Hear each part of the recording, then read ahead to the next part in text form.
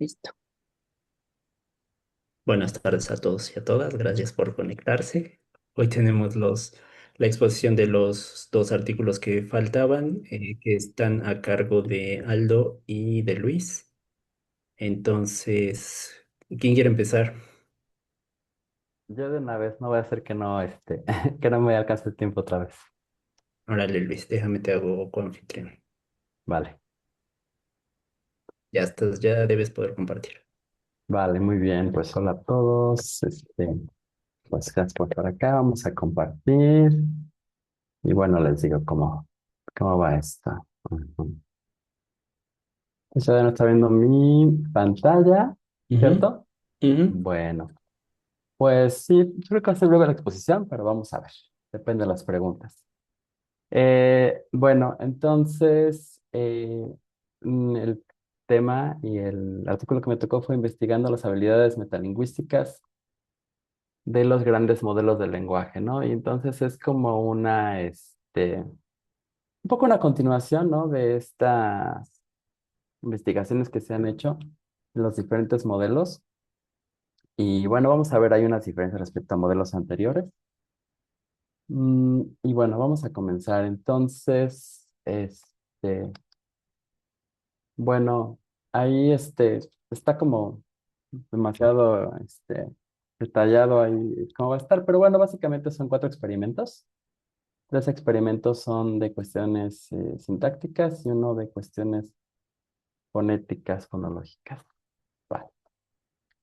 Entonces, el objetivo de este experimento era determinar si los grandes modelos de lenguaje, GML o LLM por siglas en inglés, actuales tienen la capacidad de análisis metalingüístico, es decir, que tienen la habilidad de analizar el lenguaje mismo y de generar análisis teóricos formales de fenómenos lingüísticos.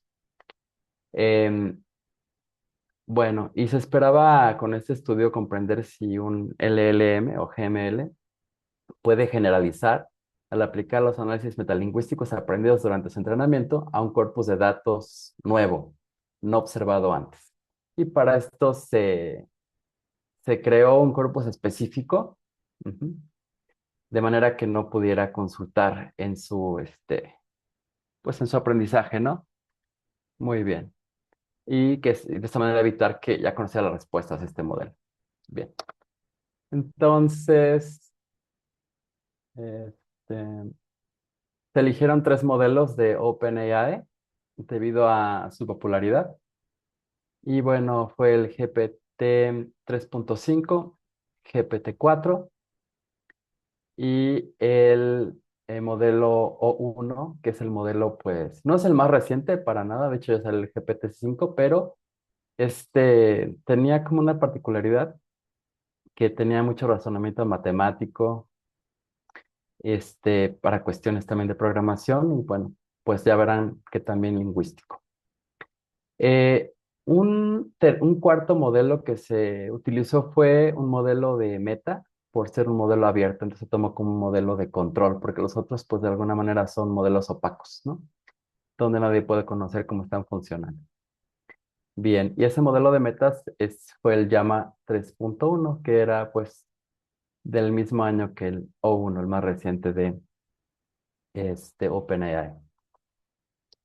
Bien, se llevaron a cabo cuatro experimentos. Los primeros tres experimentos probaron el desempeño del modelo en tareas relacionadas a la sintaxis. Y el último estaba relacionado al ámbito fonológico. Para cada uno se diseñó una plantilla de prompt única, que se repitió para más o menos que fuera como reproducible. Dependiendo del experimento, el prompt le pedía a los modelos hacer una sola tarea o varias subtareas. La plantilla de prompt se completaba luego con 30 diferentes oraciones de prueba. Y bueno, al haber cuatro experimentos, eso daba 120 ítems de prueba. Ya después, con los resultados, teniendo los resultados, se le pidió a estudiantes de nivel posgrado en lingüística que valoran los resultados obtenidos por los modelos. Así funcionó este asunto. Bien. El primer experimento fue una cuestión sobre estructuras ambiguas. Y se le pidió a los modelos que identificaran si una oración era ambigua sintácticamente y en caso de ser así, que ilustraran la ambigüedad con diagramas de árbol basados en representaciones que se asumen en la teoría de la X barra de Chomsky. Bueno, como resultado así general, mientras que el análisis del modelo O1 fue correcto en términos generales, los análisis ofrecidos por los otros tres modelos no fueron satisfactorios. Entonces, prácticamente no le dan mucho espacio al resultado de los otros, puesto que no estuvieron al nivel. Aquí vemos como un primer ejemplo de lo que se le pidió. Ahí les puse el prompt en inglés directamente porque es como, pues está chiquito, ¿no? Entonces dice, consider the sentence below. Is it syntactically ambiguous? If so, provide code for syntactic trees representing each possible parse of the sentence that can be rendered with latex forest package. Assume X-bar theory. Y bueno, tenemos esta, que es Elisa, bueno, la que ven, es que si la leo con entonación, pues ya, ¿no? Y pueden ver que esta como que puede tener como dos lecturas, ¿no? Y lo que nos muestra el modelo O1, que fue el que mejor lo hizo, fue que sí que pudo ver las dos posibles interpretaciones y además de eso las graficó a manera de árbol. En la primera, bueno, pues es como que Elisa quería que le quitaran el yeso, ¿no? Quería que le quitaran el yeso. Mientras que la otra Elisa quería que la sacaran, ¿no? Quería que la sacaran, que se la llevaran, que la ostracizaran, si eso se dice, sí, pues no sé. Pero, y entonces fue muy interesante que sí que pudo saber cómo se podía interpretar esta misma oración. Y bueno, y aparte vemos su pericia al analizar el lenguaje porque además pudo hacer como un parseo así de la oración y lo pudo dar en un código que luego se puede interpretar en LaTeX, ¿no? Entonces, pues hizo un buen trabajo ahí. Y de ahí pasaron al siguiente experimento. En este segundo experimento se trató de la recursividad lingüística. Y bueno, aquí se vio la recursividad por medio de la incrustación, el embedding. Y bueno, pues ahí te explican, ¿no? Que es un proceso recursivo, que el proceso recursivo es un proceso que se repite de forma autosimilar, autorreferencial. Y bueno, dice que en lingüística la recursión se refiere a la incrustación de frases entre otras frases del mismo tipo. Y esto proporciona a las unidades lingüísticas un potencial infinito de profundidad y complejidad, ¿no? Bueno, y está apareciendo ahí unas cosas. Ujú. Vamos a ver. Seguimos con el segundo experimento, el de recursividad. Y lo que se le pidió a los modelos fue lo siguiente, que dijeran si una oración dada era recursiva, que identificaran la parte recursiva y el tipo de recursión que contenía, que dibujaran además un árbol sintáctico representando la oración y por último que agregaran otra capa de recursión del mismo tipo ya presente en el corpus, en las oraciones del corpus. Muy bien. Seguimos con el segundo experimento. Bueno, ahí está el prompt. Está un poquito largo, pero es pues exactamente lo que les dije, ¿no? Se les pidió esas tres cosas, determinar si hay alguna instancia de recursividad, hacer un árbol sintáctico. Este, Se le pidió bueno, aparte se le dijo los tipos, se le recordó los tipos de recursividad que hay, que es recursividad adjetival o recursividad del genitivo, basada en el genitivo sajón, o de frase preposicional, o de cláusulas, y bien. Pero pues ahí tienen el prompt para que vean más o menos cómo está. Bien, entonces, el modelo,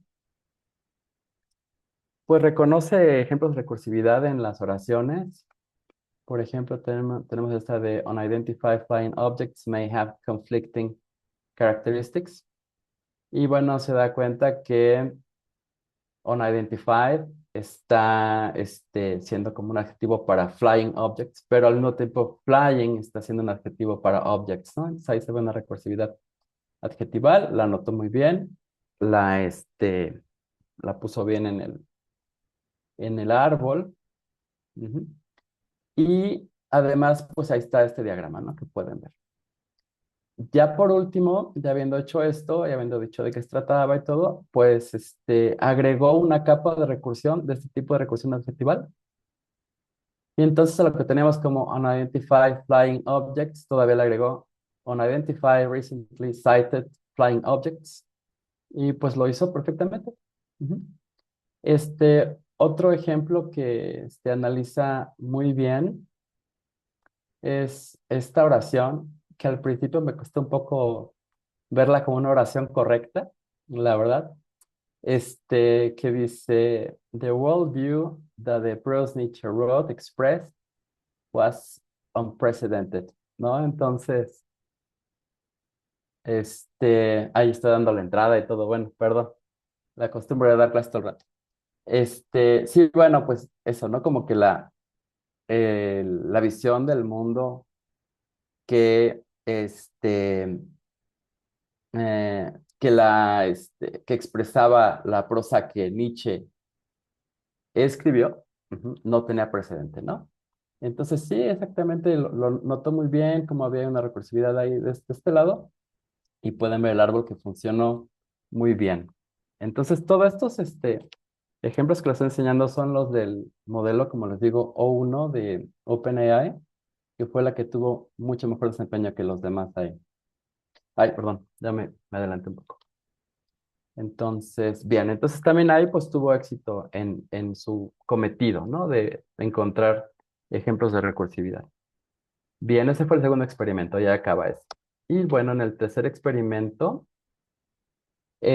pues habla del movimiento sintáctico. Ujú. Dice que es una operación en la cual un constituyente incrustado más profundamente se coloca en una posición más alta en una oración. En este experimento, dos oraciones incluían voz pasiva con movimiento de barra A. Seis oraciones incluían diferentes tipos de inversión de verbos auxiliares y ocho oraciones se enfocaban en una variedad de construcciones de movimiento de pregunta tipo WH. Muy bien. Y bueno, ahí está el prompt que se le dio a este tercer experimento, ¿no? Pueden verlo. Bueno, pues ahí está. ¿No? Considera la oración que está abajo, proporciona código para representar un árbol sintáctico, con el paquete tal de LaTeX y asume la teoría de X barra. Pone especial atención al movimiento sintáctico y representa todos los ejemplos, ajá, de movimiento con trazas indexadas. Eh, no escribas código que dibuje las verdaderas, las actual, ¿no? Eh, ¿Cómo se llama? Flechas sintácticas que conectaron esas trazas. Y bueno, ya la frase es, ¿cuándo crees que llegará? Y bueno, aquí tenemos el árbol, el resultado de lo que hizo. Y bueno, otra vez seguimos mostrando nada más ejemplos del O1, que fue el que hizo el mejor trabajo. Dice que de los tres modelos, solo el modelo O1 ilustra correctamente el movimiento de when del final al principio de la oración. Muy bien. Ahí tienen el ejemplo del árbol sintáctico. Este, de repente llegó a tener algunos problemitas ahí que etiquetaba mal algunas partes, pero en general lo hizo todo muy bien. Y por último, en el cuarto experimento se estudió la generalización fonológica. Se pidió a los modelos que escribieran una regla fonológica, capturara las propiedades distribucionales de fonemas específicos en un conjunto de datos. Cada conjunto de datos era un lenguaje de juguete construido específicamente para ilustrar un proceso fonológico particular y consistía de 40 palabras inventadas. Bien, entonces dice ahí. Bueno, ahí está el super prompt, se los voy a resumir, pero si quieren pueden irlo siguiendo más o menos. Dice, se le da una lista de 40 palabras de un lenguaje inventado. Para este fin, se le advierte que las palabras pertenecen a una lengua que no conoce. Se le dice, bueno, esto no lo viste en tu entrenamiento. Se le pide luego que identifique los procesos fonológicos que están operando en esta lengua. Se le da la instrucción de fijarse en ciertos fonemas de interés y de expresar los procesos fonológicos en una cierta nomenclatura, en la que A representa el fonema subyacente, B su realización superficial, y donde C y D especifiquen el entorno en donde A aparece como B. Por último, se le pide que exprese la regla fonológica en los términos más generales posibles al referirse a clases naturales. Bueno, se fijan, es un prompt bastante complejo. Vamos a continuar. Pueden ver ahí las palabras inventadas hacia este lado, ¿no? Hacia abajo. Bueno, este, y bueno, los resultados de esto es que a menudo los modelos identifican correctamente el input y el output de las reglas fonológicas. Sin embargo, solo el modelo O1 reconoce los contextos de aplicación de las reglas en la mayoría de las tareas. Por ejemplo, el modelo identifica correctamente la geminación intervocálica de las fricativas y da incluso la regla fonológica, como la pueden ver de este lado. Muy bien. Entonces, pues pasa todos los experimentos así con honores o le va muy bien para lo que se estaba acostumbrado uno a ver probablemente en modelos del 2022 o incluso el de un año antes. 2023 lo hace muchísimo mejor. Entonces, las conclusiones, pues hay varias conclusiones interesantes. En primera, pues lo que ya les repetí todo en la presentación, el modelo O1 tiene mucho mejor desempeño que los otros modelos con los que se le comparó. Al parecer, su ventaja se basa en el razonamiento de tipo cadena de pensamiento, que es el que utiliza este modelo en específico, el cual divide los problemas en partes más pequeñas y usa el output producido previamente como input para la posterior generación de texto. Estos hallazgos no corresponden con Sahin et al. Del 2020, quienes afirman que a los modelos del lenguaje les hace falta la capacidad de razonamiento iterativo sobre el conocimiento. Bueno, pues eran modelos más antiguos, ¿no? 4 años anteriores. La conclusión que me pareció la más interesante tal vez es que nos dice hacia el final de este artículo que se especula que la investigación futura podría apoyarse en el uso de los grandes modelos de lenguaje, no para reemplazar la teoría, sino para ayudar en su desarrollo en nuevas direcciones, más como una herramienta de apoyo para los lingüistas. Las redes neuronales han sido de gran ayuda para reducir las posibles hipótesis o campos de hipótesis y ofrecer nuevas soluciones a problemas en campos tan diversos como el diseño de proteínas, la geometría, el descifrar sistemas de comunicación desconocidos. Con la ayuda de modelos suficientemente avanzados, podríamos ser capaces de probar si los LLMs están en condiciones de desarrollar soluciones teóricas innovadoras y proponer nuevos marcos de análisis que no se le han ocurrido a investigadores humanos hasta el momento. Y bueno, prácticamente ahí con eso termina mi presentación. Ahí están las notas, pues. Y pues ahí está. Muchas gracias. Y no sé si tengan preguntas al respecto. Gracias, Luis. Con gusto. Creo que me fui muy rápido, ¿va? Pero bueno. Bueno, preguntas, comentarios. Mm, No sé si convenga que también presente Aldo y dejar la discusión al final para Ah, los ok. dos. Muy bien. Sí, Vale. está bien. Adelante entonces. A ver, vamos a convertirlo. Ya puedes compartir algo. Gracias. Un permito.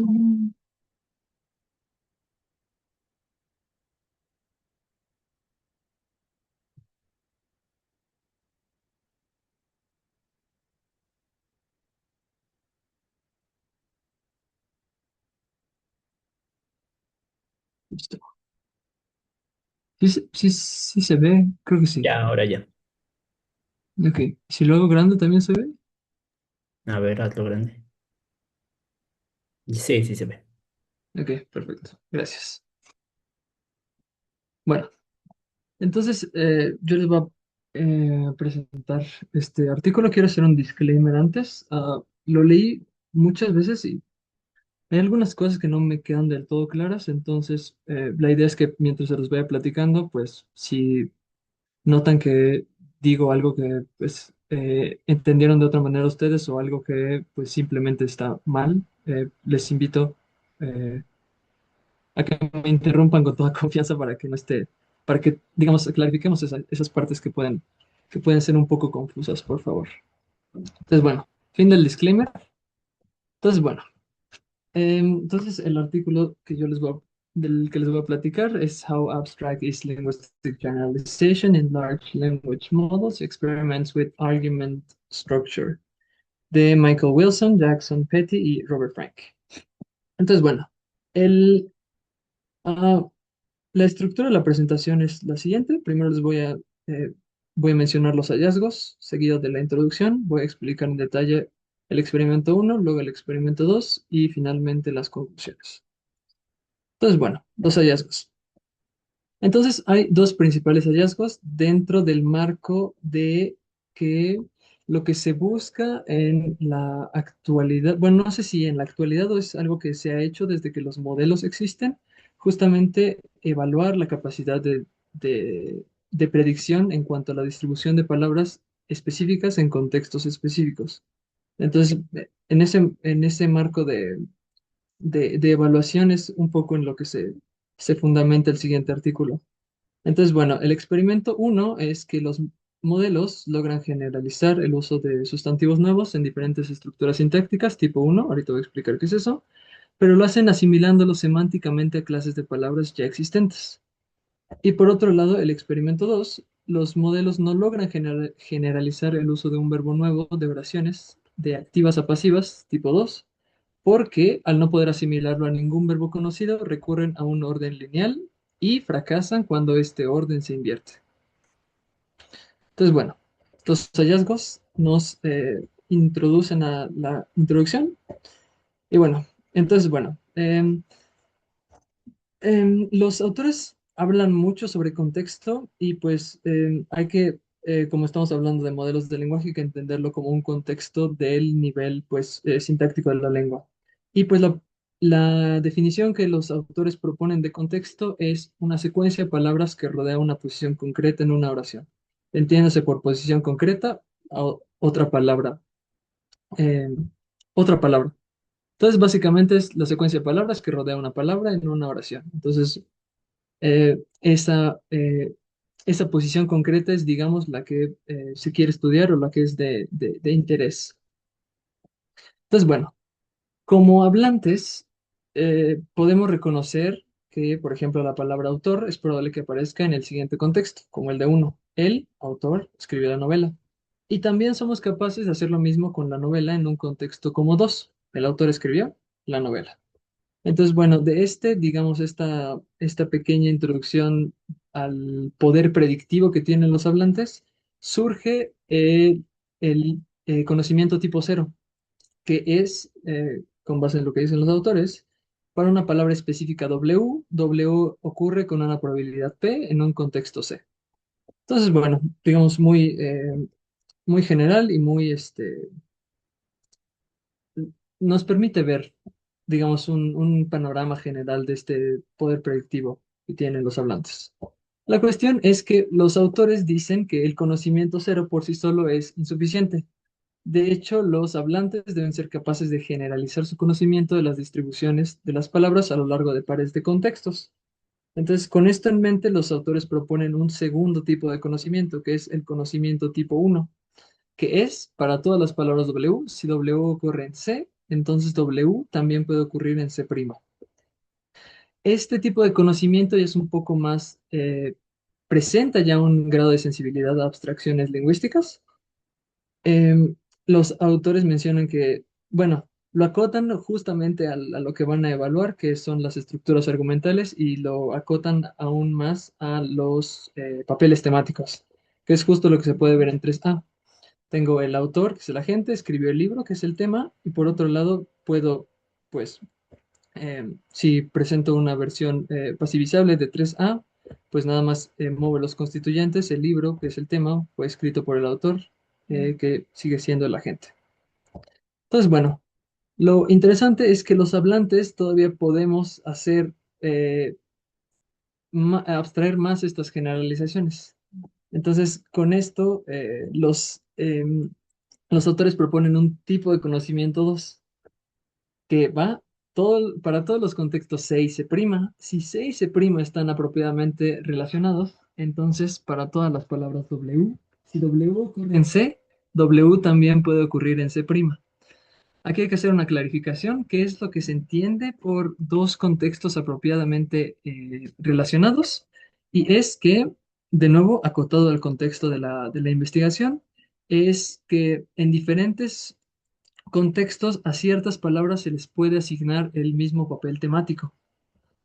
Entonces, este tipo de conocimiento está en un nivel de generalización más meta y se sostiene en diferentes relaciones sintácticas independientemente del verbo y de sus propiedades de selección y los papeles temáticos que éste asigne. Entonces, para ponerlo un poco en un ejemplo, entonces tenemos que, por ejemplo, verbos como irritar y patear exhiben un mapeo diferente de roles temáticos. Entonces, mientras que, por ejemplo, el verbo irritar parece necesitar de un experimentador que es animado, el verbo patear no. Y de hecho, si observamos los ejemplos, los roles temáticos que asigna cada uno de los verbos es de hecho diferente.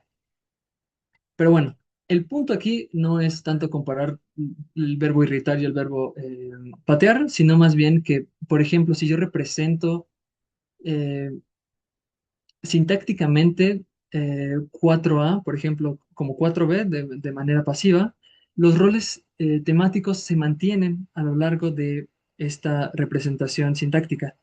Y lo mismo debería ocurrir con otros tipos de representaciones sintácticas, como se puede ver aquí a continuación. Si aplicamos al contexto en uno, que presenté hace ratito, un clefting, por ejemplo, es una novela, el tema, la que escribió el autor, agente, y por otro lado, si cambio los constituyentes, es el autor quien escribió la novela, tema. Y una vez más, lo importante de este tipo de generalización es que justo lo que importa es que los papeles temáticos se mantienen a lo largo de todas las posibilidades que pueda presentarse, en las que pueda presentarse un verbo, todas las representaciones sintácticas que resulten gramaticales. Entonces, bueno, ahora sí, después de toda esta introducción, voy a pasar al experimento uno, que pues es evaluando el tipo de conocimiento uno, generalización con nuevos sustantivos. Entonces, lo que se buscaba era determinar si presentar un nuevo sustantivo en un solo contexto permitía que el modelo, bueno, para esto no fue solo un modelo, sino fue una familia de modelos que no son, pues, bueno, yo sinceramente no los conocía, no son tan conocidos como en la investigación que nos presentó Luis. Em, em, pero fue una serie de modelos, no nada más bueno, lo categorizan como familia, entonces pues asumo que es muchos tipos de modelo. Entonces, bueno, si presentar un nuevo sustantivo en un solo contexto permite que el modelo prediga su aparición en contextos relacionados. Entonces, para poner esto a prueba, se hizo el estudio con alternancias argumentales, principalmente con el Spray Low Alternation, que permite dos mismos papeles temáticos realizados en diferentes estructuras sintácticas. Entonces, por un lado tenemos en 7A una estructura, en 7 tenemos una estructura que la llamaremos TO, que es tema objeto. I spray the paint onto the door. Y en 7C y D tenemos una estructura Go, que es metaobjeto. I spray the door with the paint. Entonces, estas eran las dos digamos, los pares de contextos que se iban a poner a prueba con base en el tipo de conocimiento uno.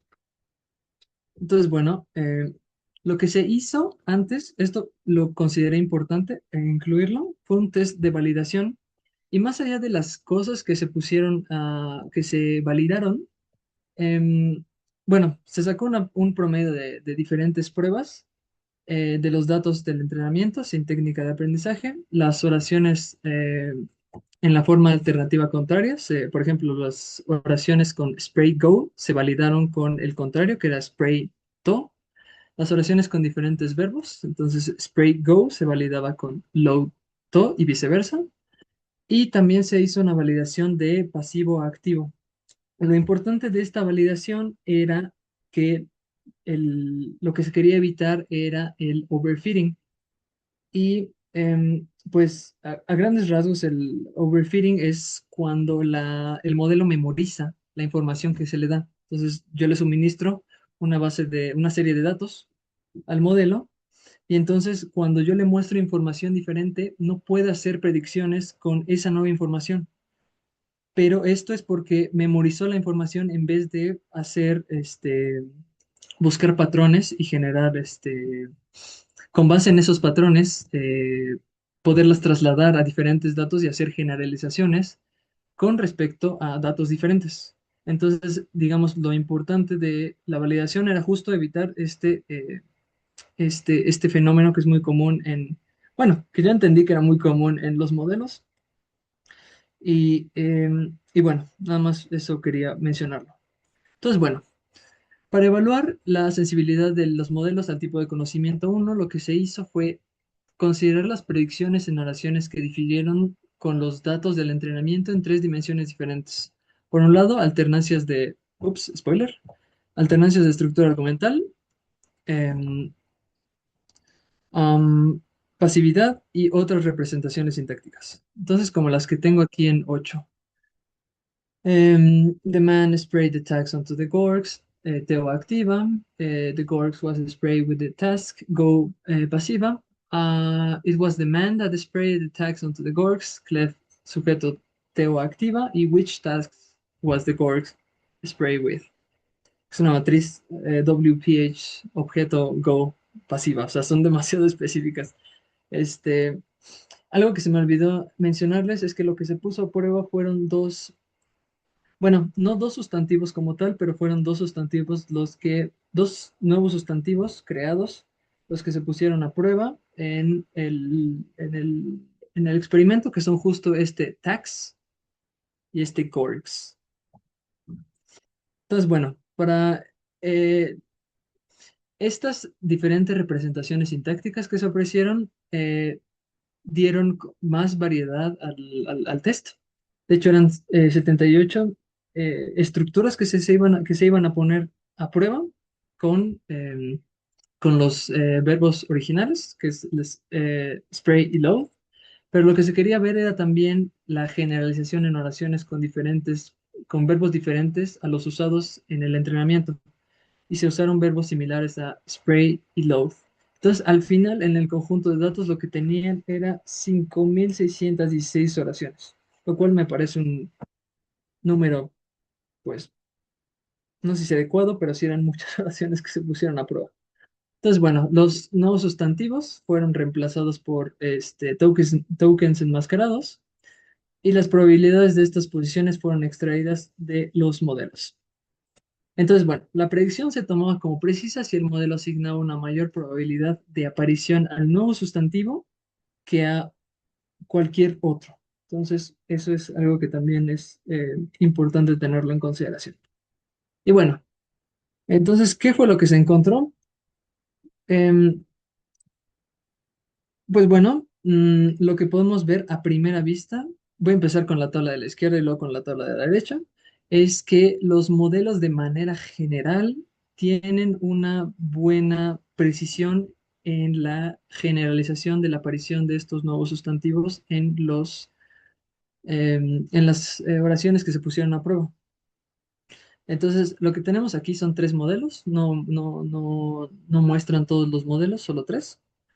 Em, lo que tenemos en la segunda columna es el rol temático que se puso a prueba y en las dos columnas que siguen es la estructura TO y la estructura GO.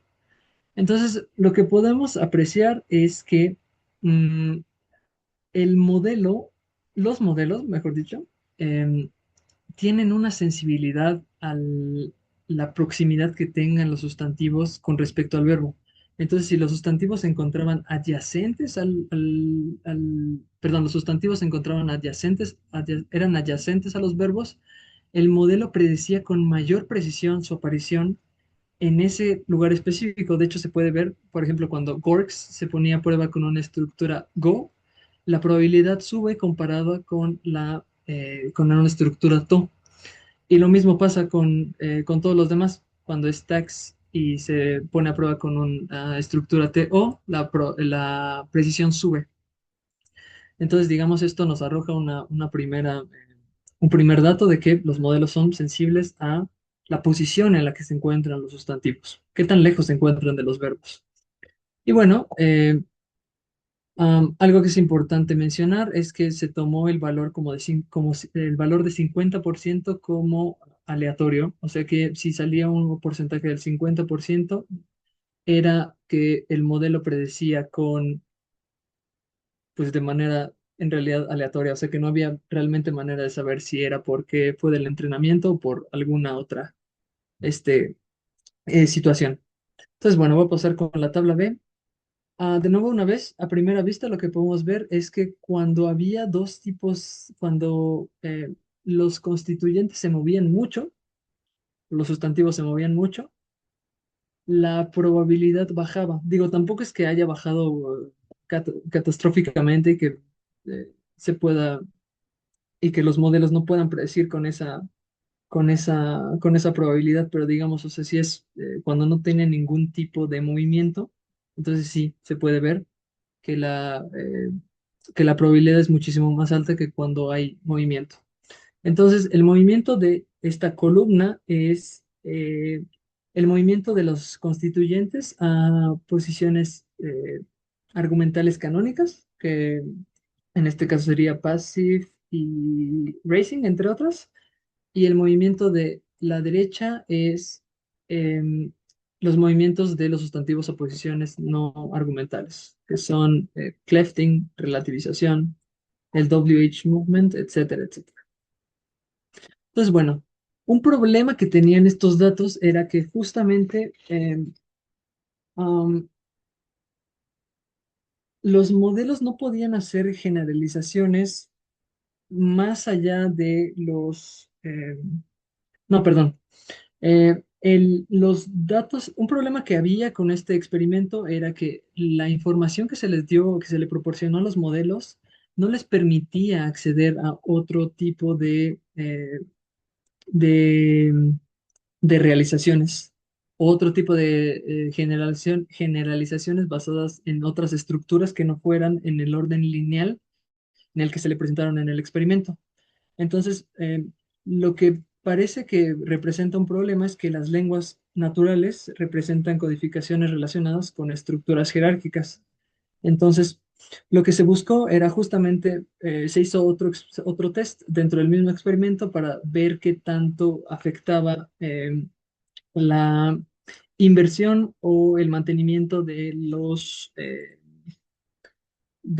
las oraciones con respecto a lo que se vio en el entrenamiento. Entonces lo que hicieron fue agrupar a las oraciones de prueba en una sola variable, que era si el orden lineal se mantenía en en los reactivos de prueba.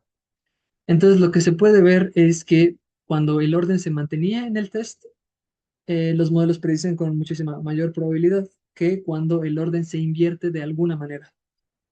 Entonces, esto lo que nos dice es que las generalizaciones basadas en el orden lineal de los argumentos debe de estar a fuerzas basado en en la información que adquirieron los modelos en el entrenamiento. Entonces, bueno, la siguiente pregunta es, ¿cómo cómo los modelos hacen estas generalizaciones. Entonces lo que hicieron fue analizar las palabras incrustadas o los tokens enmascarados que se pusieron a prueba. Entonces, lo que tenemos aquí es un coseno de similitudes, que esencialmente lo que dice es que tan similares son dos elementos, independientemente de sus características. Y lo que podemos ver es que los modelos, por un lado, tratan a Gorks como un sustantivo contable. Todo lo que se encuentra debajo de la línea diagonal es a lo que Gorks es más similar. Todo lo que se encuentra por arriba de la línea es a lo que tax es más similar. Entonces tax lo catalogan más como un sustantivo incontable. Entonces lo que esto sugiere es que los modelos usaron información del verbo y del contexto sintáctico para inducir un posible significado. Entonces los modelos parecen haber, más que asignar un significado, parecen haber asignado propiedades generales a los nuevos tokens. Entonces es como este sustantivo Gorks es más probable que se parezca a cualquiera de los puntitos que está aquí, que es pues un sustantivo contable, y por otro lado, tax tiene más características de sustantivo incontable. Entonces, bueno, Um, entonces, los modelos parecen no sobregeneralizar las oraciones con dos posiciones para los nuevos argumentos. Lo que pasa es que hay un caso específico en el que el modelo pudo haber sobregeneralizado que los modelos no están tomando en cuenta por el entrenamiento al que se les sometió.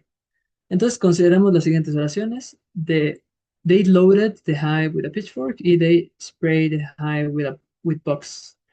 Entonces, 9A es, pues, creo que bastante asequible de derivar una interpretación. El problema es que 9B es, de hecho, ambigua, porque por un lado no sabemos, así tal y como está, no sabemos si el heno tenía insectos y por eso se roció con una sustancia de la cual no sabemos, o si efectivamente el heno con lo que se roció fue con insectos. Claro que esta interpretación de que se roció con insectos, pues es muchísimo más loca y pues sí necesitaría de un contexto muy, muy específico para que alguien pudiera derivar esa interpretación. Entonces, lo que se puede ver es si pasivizamos 9b, podemos ver que pues existen justamente dos posibles interpretaciones. Las dos que ya mencioné. The hive with bugs was spray y the hive was spray with bugs. Entonces, lo que se hizo fue cómo las predicciones de los modelos desambiguaban este tipo de oraciones y justamente si existía una correlación alta entre lo que arrojaban los modelos y con respecto a los modelos de base, se podía asumir que no existía una sobregeneralización en este eh, tipo concreto de oraciones. Entonces, muestro el resultado.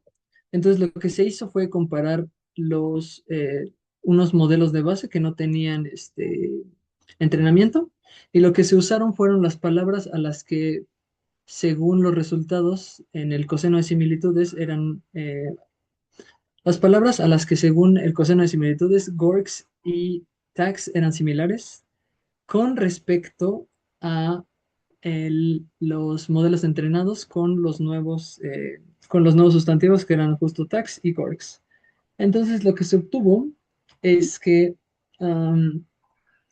los modelos presentan una correlación pues considerablemente alta, así respectivamente como están puestos, es 0.77, 0.78 y 0.79, lo cual indica que los modelos no sobregeneralizan ni tags ni gorks, sino más bien que, una vez más, como lo que ya presenté antes, los tratan como sustantivos que pueden ser similares eh, a sustantivos ya sea contables o incontables. Y bueno, entonces, bueno, antes de pasar al experimento 2, lo que, lo que podemos ver es que cuando al modelo se le suministra suficiente información, entonces puede hacer generalizaciones de tipo uno.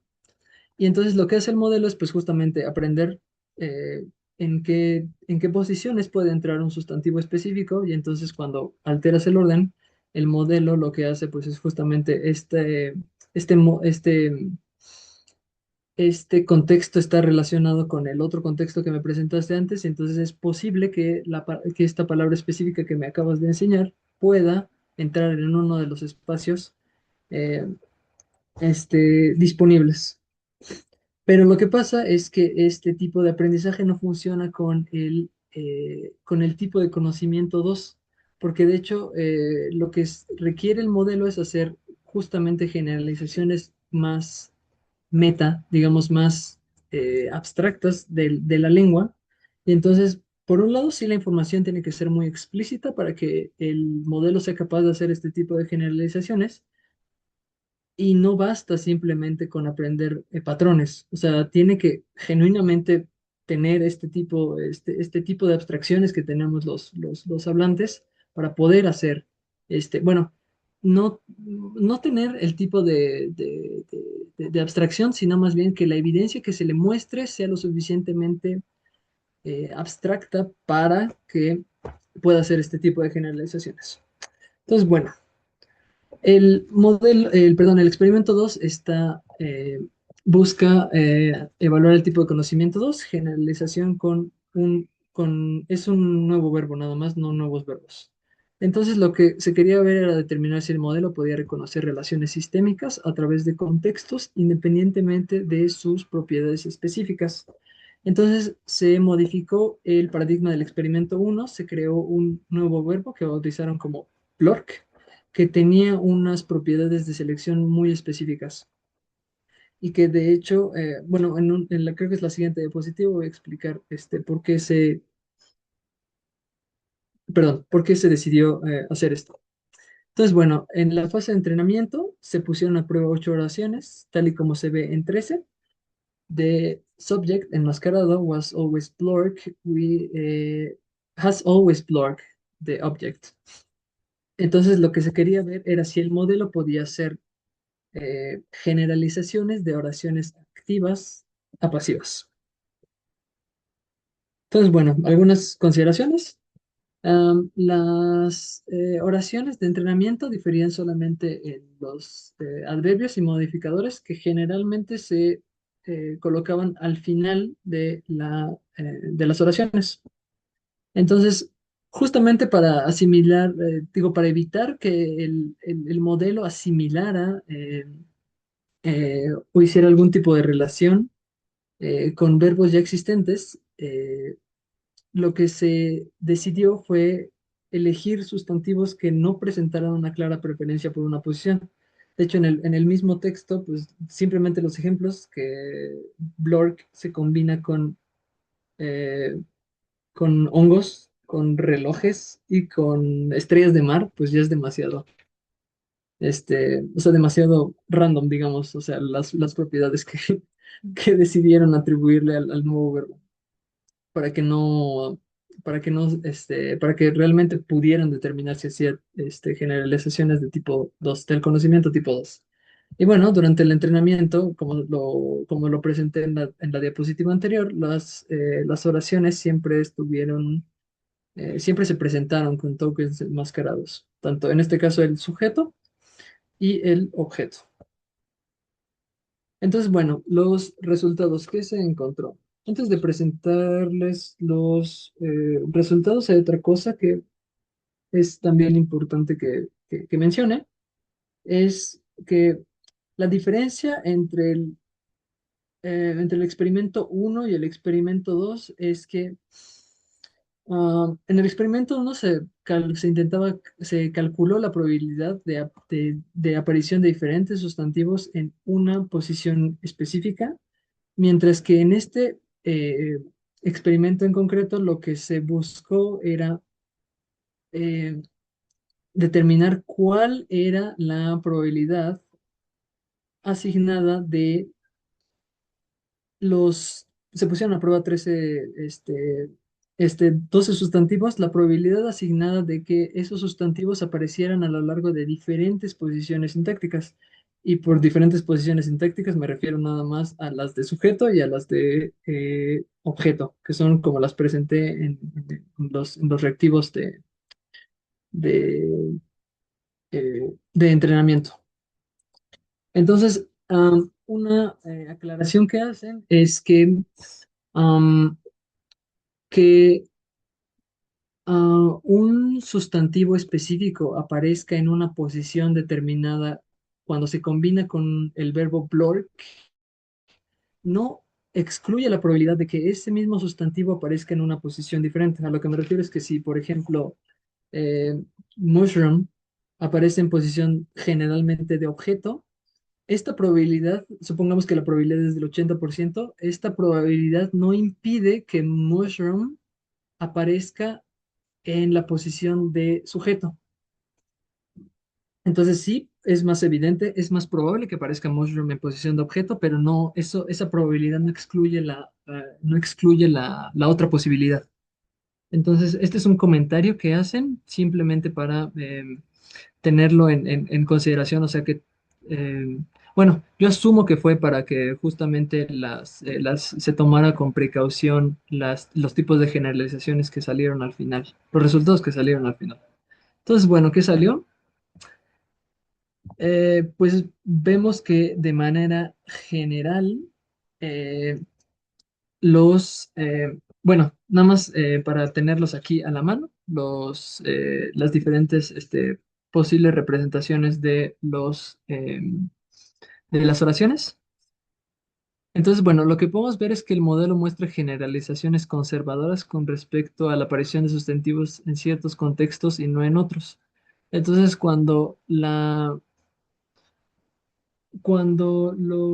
las oraciones que se pusieron a prueba coincidían con el orden lineal que se mostró en el entrenamiento, vemos que la probabilidad, digo, no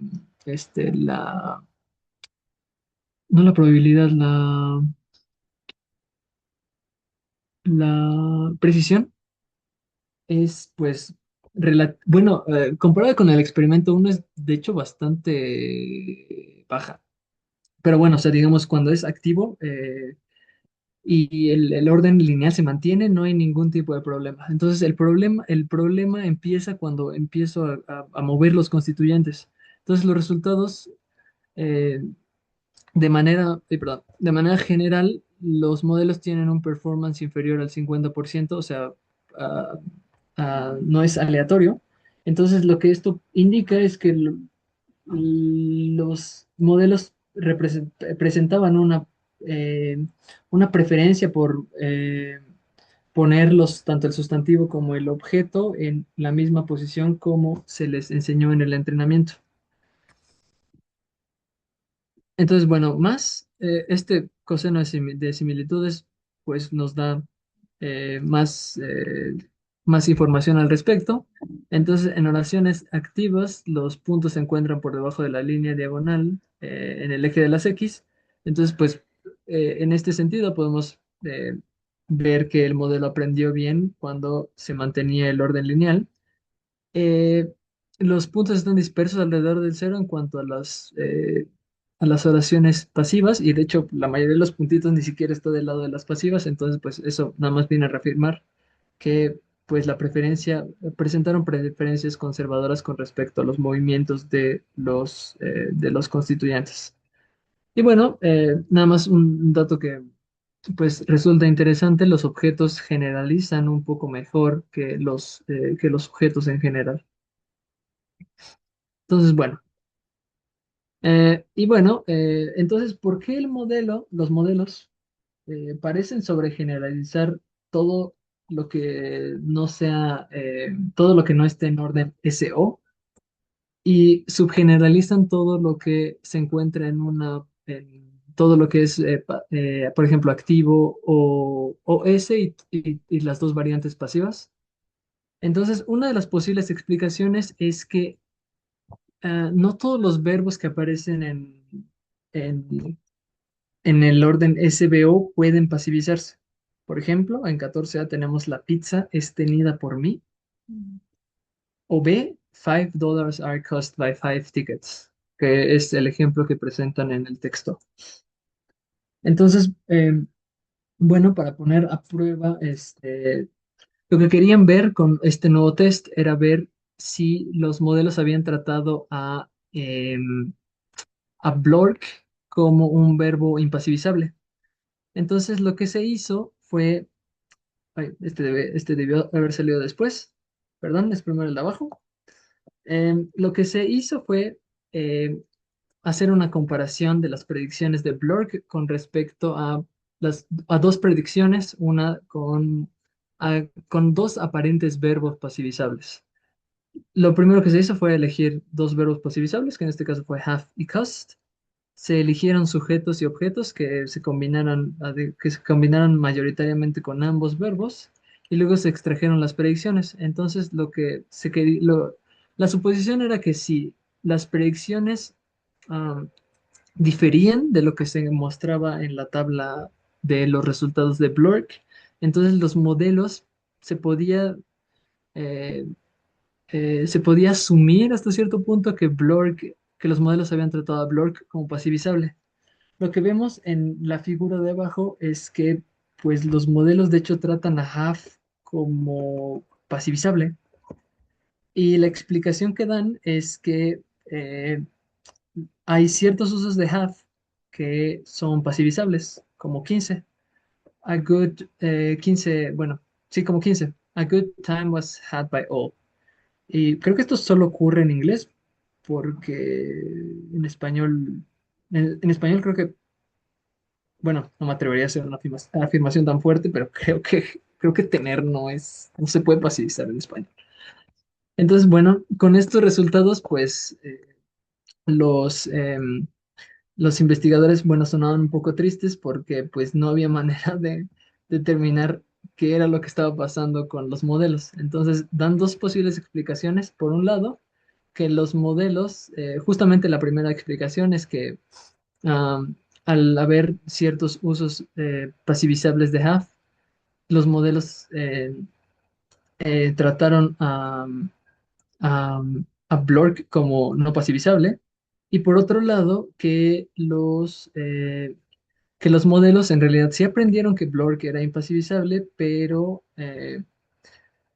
la información que se les dio durante el entrenamiento y durante el test resultó no lo suficientemente clara y entonces esto explica un poco las, eh, las decisiones o las preferencias conservadoras que se mostraban en los resultados anteriores de la tabla.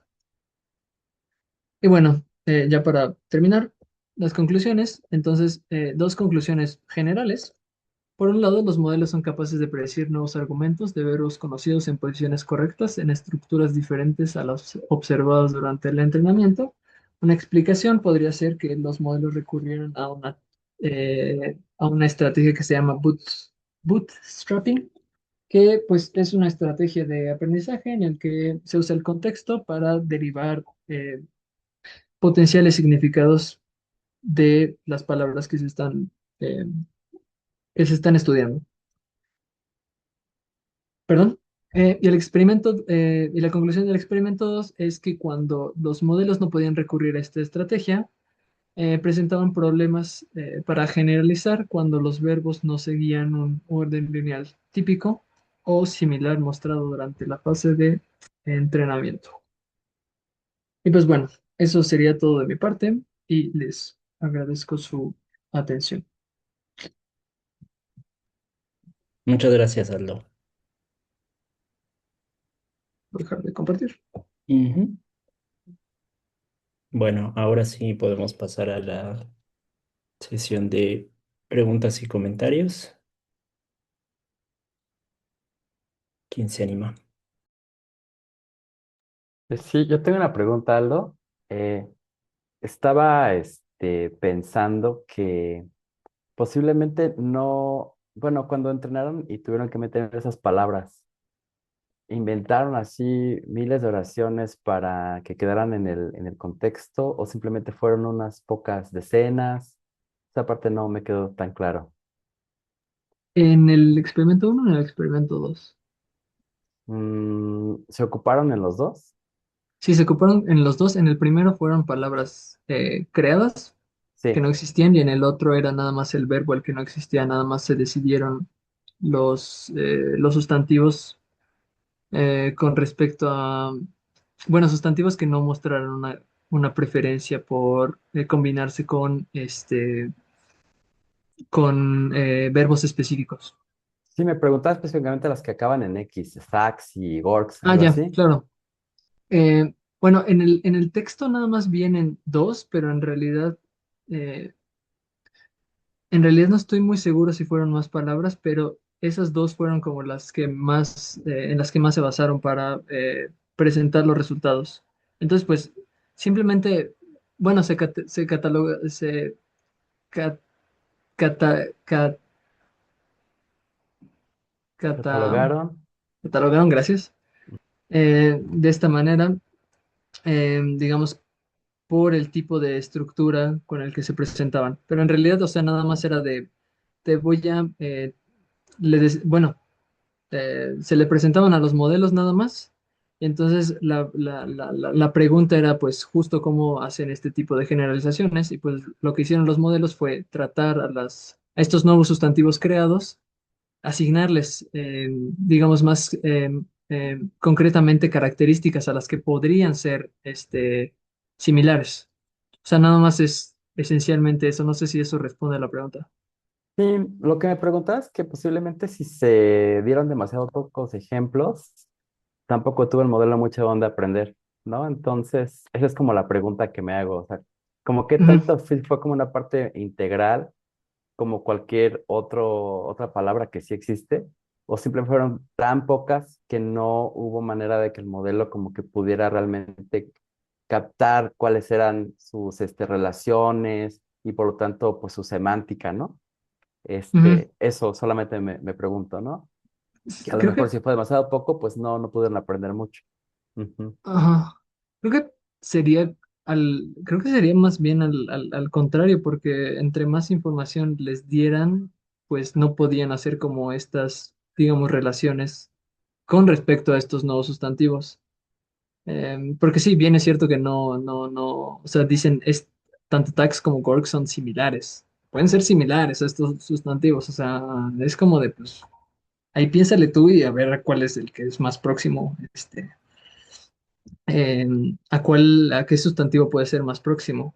Y de hecho creo que pues justo se basaron mucho en las características y en las propiedades de combinación que tienen los dos verbos, tanto spray como love. O sea, porque esa categoría específica de verbos tiene como unas propiedades de selección bien extrañas.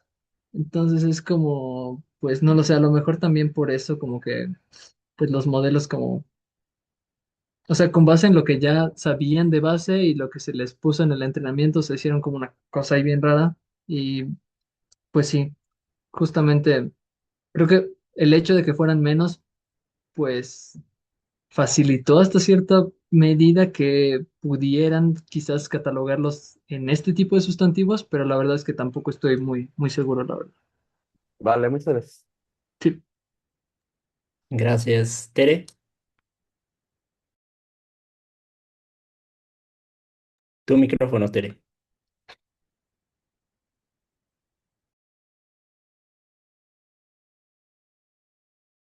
Tere, Tere, tu micrófono. Perdón, perdón, les decía que una disculpa por conectarme tarde, pero tenía problemas con mi internet, no sé qué pasó y por más que intentaba no podía, perdón. Y me perdí casi toda la primera presentación, pero decía que tenía comentarios sobre, no tanto la presentación per se, sino sobre los dos artículos. Voy a empezar por el segundo, que sí escuché con atención la presentación de Aldo. Entonces, bueno, me, me llama la atención, o sea, de los autores, o sea, no sé si me iba a caer de la silla o no cuando lo estaba revisando, porque hacen afirmaciones que yo siento que, yo digo, o yo no entiendo nada o ellos están mal, pero, por ejemplo, dicen que las pasivas tienen el orden objeto-sujeto. ¿Es cierto eso, Aldo? ¿O yo estoy inventando?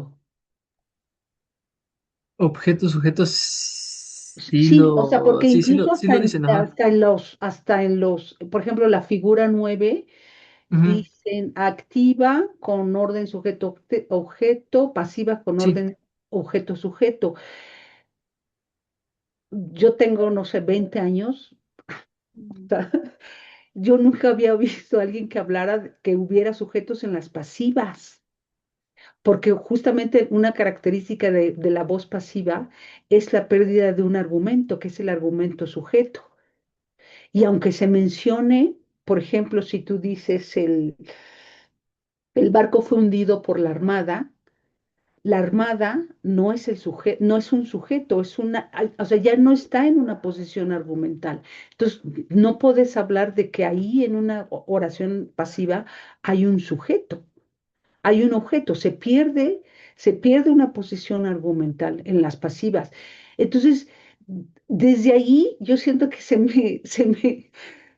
no sé si se me paran los pelos de punta porque conceptualmente y teóricamente yo digo, o sea, o sea, ¿qué onda? Y yo no sé si tiene, o sea, no sé si tiene que ver solamente con el marco teórico sintáctico desde el cual yo me muevo, pero yo no había visto que la gente hablara que en las pasivas hubiera sujeto y no parece que a nadie le moleste esto. Entonces yo digo, bueno, eso, digamos, como un dato así al margen sobre el tipo de análisis que hacen de pasivas, de lo que es una pasiva y del concepto que tienen de sujeto. Me llama la atención, por ejemplo, que que en estos trabajos no entran como a un análisis mucho más interesante donde el, el cambio de orden, por ejemplo, en activas, implica no solamente cambio de papel temático, no, sino también cambio de interpretación, que ahí sería una manera mucho más interesante de probar si los modelos están entendiendo algo.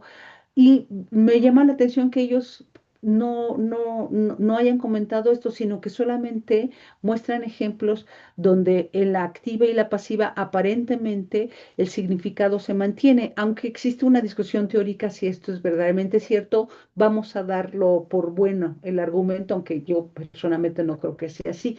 Pero bueno, esa es una discusión aparte que no, no trabajaron con fenómenos donde justamente el cambio de, de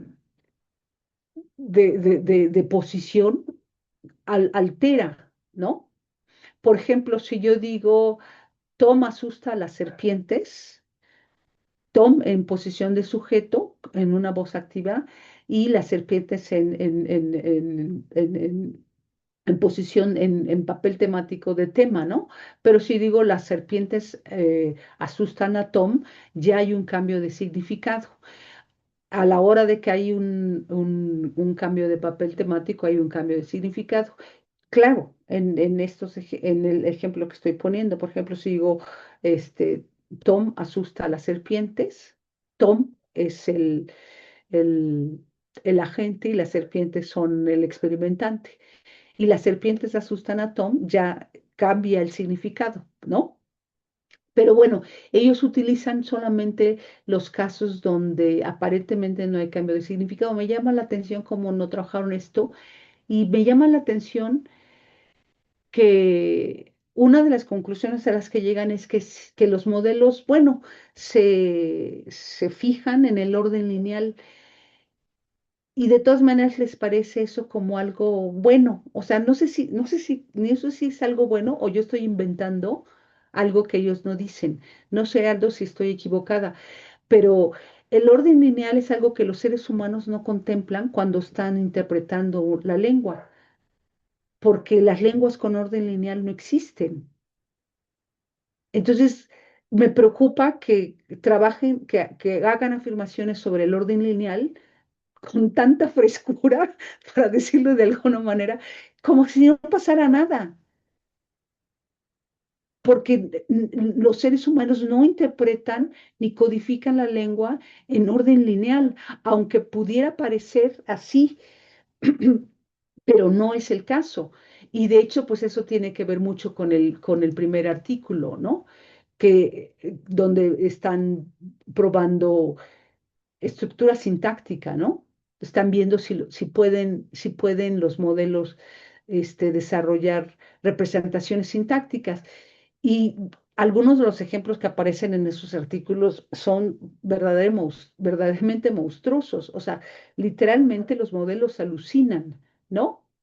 O sea, dicen, bueno, el modelo revolvió toda la oración y nos deja algo así como do will arrive she when thing will arrive she you. O sea, y uno dice salud, ¿no? O algo así, un modelo que agarra y pone un triángulo y esa es su representación sintáctica. Quiere decir que no hay, o sea, y luego terminan diciendo que sí, que efectivamente los modelos parece que tienen la misma capacidad que los seres humanos. Las conclusiones a las que llegan a mí me parecen horrorosas, pero bueno, no sé, a lo mejor yo ya tengo un sesgo muy en contra de los modelos y de lo que realmente pueden hacer, pero en los dos artículos me da pavor lo que dicen y la ligereza con que toman las cosas. Pero no sé, no sé. No sé si alguien piensa que estoy diciendo una barbaridad, lo admitiría sin problemas. Gracias, Tere. ¿Alguien más tiene algún comentario, Cristina? Eh, sí, este, coincido con la doctora Pere.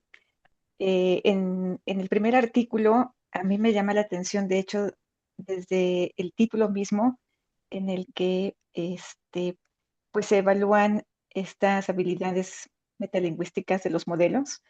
Entonces, a mí, desde el título, pues como que sí me causa un poco de ruido porque creo que estos modelos no pueden tener esa capacidad, no pueden analizar como tal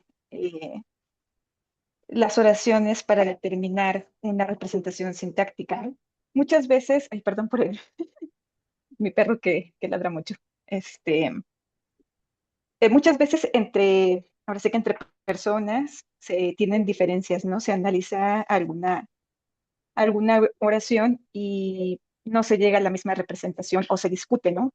Pues yo pienso que es así o yo lo representé de esta manera y entonces damos algunos puntos que defiendan nuestro argumento, pero como un modelo amplio del lenguaje puede hacer eso, ¿no? Entonces, yo creo que no tienen esa capacidad, ese pensamiento, ese análisis, pues no lo pueden tener, ¿no? Simplemente creo que proceden conforme a la información que tienen almacenada y que mucho tiene que ver también el tipo de información o el tipo de datos con el que fueron entrenados, ¿no? Porque, bueno, aunque los autores destacan que fueron creadas las oraciones o que incluso se crearon palabras o verbos para que los modelos no pudieran copiar, ¿no? Información de Internet y etcétera, pues de cualquier manera tuvieron que alimentarlos con algo, ¿no? Tuvieron que darles entrenamiento con cierto tipo de información. Entonces, pues lo que ellos hacen es generar conclusiones con base en esos datos, pero yo creo que sí están algo lejos de poder tener un análisis auténtico. Solo eso, gracias. Gracias, Cristina. ¿Alguien más? Hola. Sí, un poco abonando a lo que están mencionando, yo también o sea, lo que sí me pareció interesante de estos artículos o de estas investigaciones es que incluyeran justamente cosas inventadas. O sea, en el caso, por ejemplo, del artículo que presentó Luis, el último experimento que pues eran pseudopalabras y era con números y todo eso, justamente creo que por eso es que no tuvieron resultados satisfactorios, porque muchos de los artículos que hemos visto en donde los modelos hacen cosas geniales, pues esas cosas geniales se explican porque pues están, o sea, trabajan por probabilidades o datos estadísticos que están ahí y pues claro, son como una mega enciclopedia donde todo lo saben, ¿no? Pero ¿qué pasa cuando ya no tienes datos de dónde jalarlo? Y cuando tienes este tipo de estímulos en donde no van a poder ir a su base de información, digamos, y, y, y revisarlo, ¿no? O sea, ya es como un proceso muy diferente y aquí justamente lo que estamos viendo es que no son satisfactorios. O sea, en el primer artículo solamente hubo uno, que más o menos, los demás de plano no, pero aún así no, si no mal recuerdo, habían también, hubo humanos que revisaron, o sea, que revisaron los ítems y que hicieron los mismos juicios, ¿no? Y pues no llegaron a tener el desempeño o sea, llegar a los scores de, de los humanos, ¿no? Y otra cosa que también me parece interesante, creo que puede ser nodal, y lo mencionan también, es que no sabemos si el éxito de uno o del otro se debe más bien, no sabemos cómo han sido alimentados y no sabemos hasta qué punto estos modelos han sido entrenados con supervisión, porque no hay acceso a esa información. Entonces, hasta qué punto un modelo está, digamos, respondiendo, eh, no por sí mismo, porque eso es como si tuviera volición y fuera un ente, este, o sea, ¿hasta qué punto está respondiendo por una cuestión que está muy alejada del ser humano y hasta qué punto hay un humano detrás de ese modelo? Y pues mencionan que eso no, pues no podemos saberlo porque no sabemos cómo son entrenados, ¿no?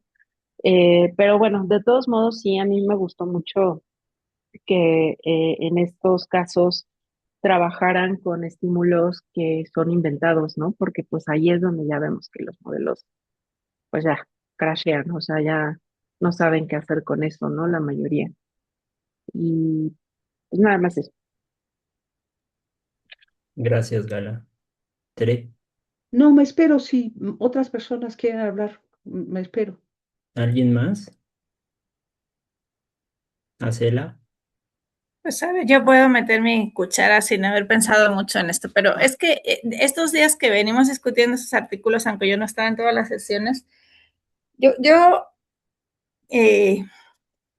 me parece como que llegamos siempre al punto este de frustración, ¿no? De estos modelos no ¿cómo nos dicen lo que nos dicen cuando nosotros lingüistas sabemos que no están entendiendo lo que nosotros entendemos, y me parece que es como una frustración, digamos, inevitable, pero que tiene que ver con, creo que ya lo dije esto el otro día, pero es alguna idea como que me obsesiona últimamente porque trabajo con unos colegas que hacen esto y nos estamos siempre dando de cabezazos porque finalmente las preguntas que nos hacemos no tienen nada que ver. O sea, ellos no piensan que estén con esto, no puedo hablar por todos, pero hablo por mis colegas, ¿no? Que hacen esto. Ellos no piensan que estén ayudando a entender el lenguaje realmente. Es cierto que usan esta formulación en sus artículos, como los modelos comprenden, ¿no? Y demás, pero ellos lo que tienen son unos retos, digamos, técnicos que quieren resolver, quieren que la máquina dé unas respuestas, claro, su punto para muchas de las tareas, pues su medida para ver si su modelo es mejor o peor tiene que ver con juicios humanos, entonces, bueno, sí tratan de acercarse al comportamiento humano, pero no es que traten de que se resuelva determinada tarea como la resolvería un humano. Y nosotros lingüistas, claro, nos brinca que digan cosas como las que dicen, como señala Tere, cuando decimos, pues, ¿no? O sea, así no funcionan las lenguas, ya nos pasaban los artículos pasados, pues que así no funcionan las lenguas, ¿por qué están diciendo eso? Entonces, no sé, yo creo que sí, que como que nos haría así en Desideratum falta un computólogo a veces aquí para decir, bueno, pero no, pero ¿cuál es su pregunta? ¿Cuál es la nuestra? No sé cuánto les importa a ellos más que les pongamos retos, ¿no? Como es, ahora dice, hágala ya. O sea, cuando tienen ya bases de datos enormes y hay ciertas tareas que ya resuelven muy bien, o sea, que ya están jugando a ver si les suben un gradito más, ¿no? Un puntito más de porcentaje de precisión o tal. Entonces, venga, pues vamos a hacer una tarea con palabras inventadas, ¿no? Es otro reto y no, que nos, o sea, para mí últimamente como mi obsesión es, bueno, ¿qué podemos obtener nosotros lingüistas de esta bibliografía? O sea, ¿qué nos aporta a nosotros? Yo no sé si nos aporta algo respecto a qué sabemos o qué queremos saber sobre las lenguas. La verdad, yo creo que no, o sea, no estoy, no estoy en ese sentido nada optimista. Me divierte trabajar con ellos, yo estoy aprendiendo a entender algunas cosas, pero resuelven problemas que nosotros tengamos. Por ahora yo no veo claro cuáles, si es que de alguno, y me queda claro que para nada ese es su objetivo. O sea, no hay ese diálogo, según yo, que no es, bueno, no le he dedicado tanto tiempo a leer cosas, pero por lo que voy conociendo, me parece que nos parece claro que deberíamos estar entendiéndonos más y que no estamos pues, realmente haciéndonos preguntas similares. Entonces, entiendo esta un poco desesperación de Tere, ¿no? Porque a mí también me pasa y nos pasa cuando hablamos así, nos reunimos a trabajar y es como, o sea, pero, ¿qué me estás diciendo? Eso no es el contexto, ¿no? Y cada uno alucina porque usamos los mismos términos, pero para decir cosas distintas, ¿no? Entonces, igual ahora cuando hablaban de linealidad, yo no he leído el artículo con detalle, no tuve tiempo, perdón, pero cuando decías lo de la linealidad, Tere, que entiendo perfectamente lo que dices y lo comparto, pero me parece que pues para ellos estos métodos así matemáticos de predicción como del trabajo que ha leído Aldo, esos modelos BERT y eso, pues trabajan así, agarrando el texto linealmente, pero no es que ellos crean que los humanos nos basamos tanto en la linealidad, es que su método matemático es numeras tus palabras, 1, 2, 3, 4, 5, 6, 7, 8, 9, 10, sacas un vector, sacas una matriz. Entonces, pues la linealidad es como una de las características básicas de las que parte su modelo matemático y pues les funciona para X cosas muy bien, chimpún, hasta ahí llega. Entonces, no sé, yo tengo estas preguntas así genéricas que no son de los artículos que leemos en concreto, sino aparte de que los tratemos de entender, que eso es muy sano y creo que muy necesario, pero sí, cuanto más contacto tengo con este tipo de artículos, más me pregunto de veras este diálogo interdisciplinario qué nos está aportando a nosotros. No sé cuánto les aportamos a ellos. Quiero pensar que sí les aportamos retos y algunos conceptos básicos que obviamente no tienen por qué estar aplicando bien y así. ¿Cuánto nos aporta el análisis lingüístico todos estos avances? Yo no termino de ver qué nos están aportando a nosotros o qué nos podrían aportar. Sí, estoy como medio escéptica últimamente con esto. Y estoy trabajando con ellos y publicando con ellos, pero esa es mi situación ahora. Gracias, Acela. Tere, ahora si quieres.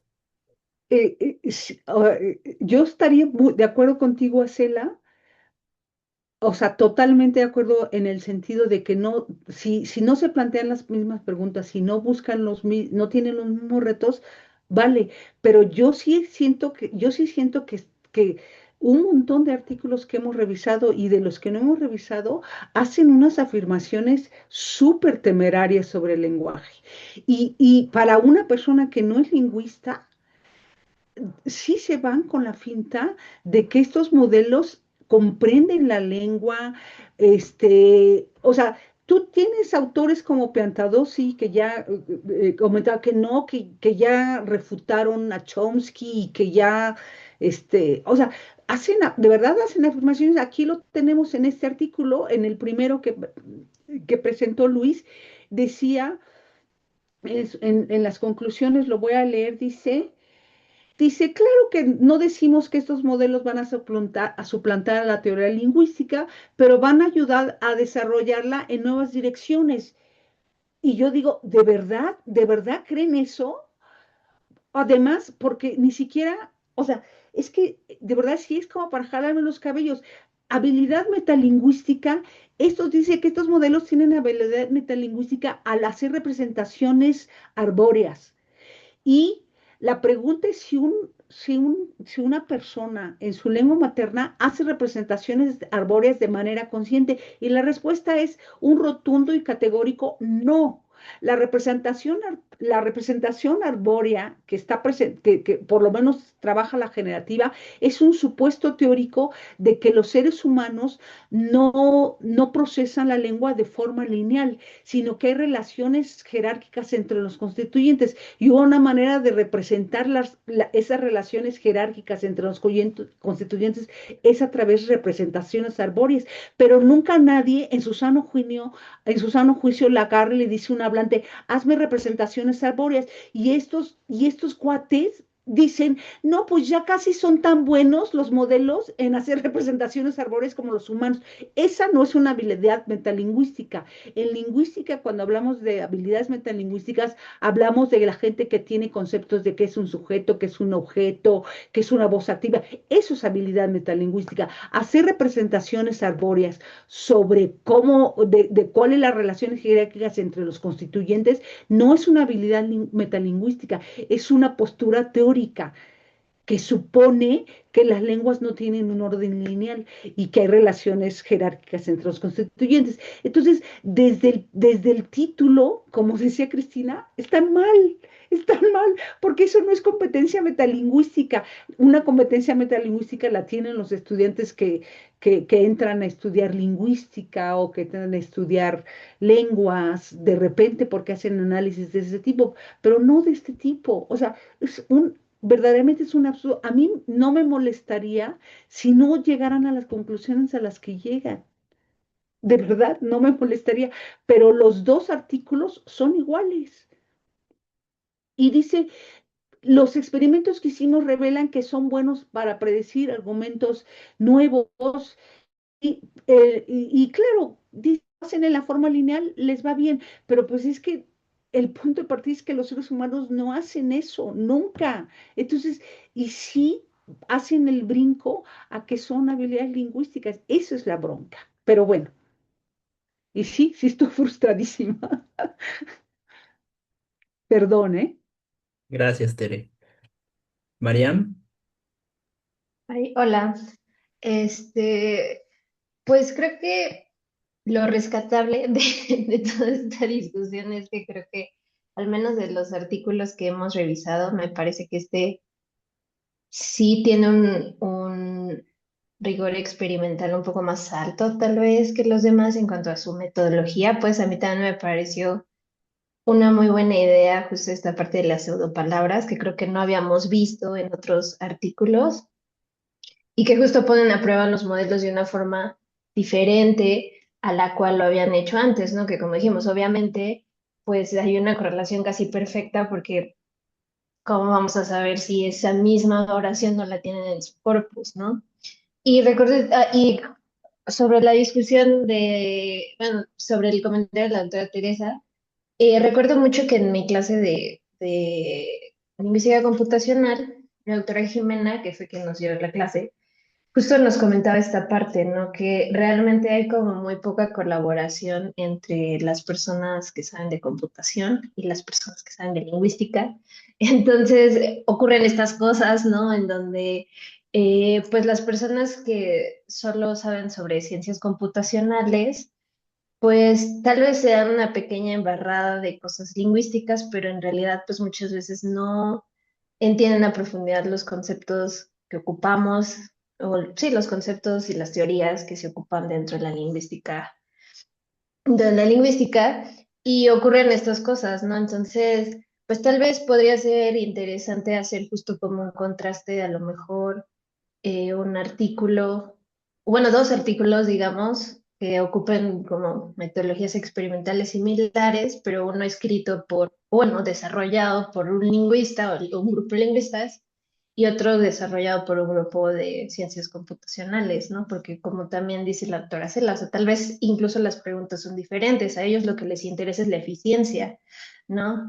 ¿Qué tanto me sirve para que una persona pase, digamos, esta prueba de Turing, en donde asimile lo más que se pueda a una interacción humana, ¿no?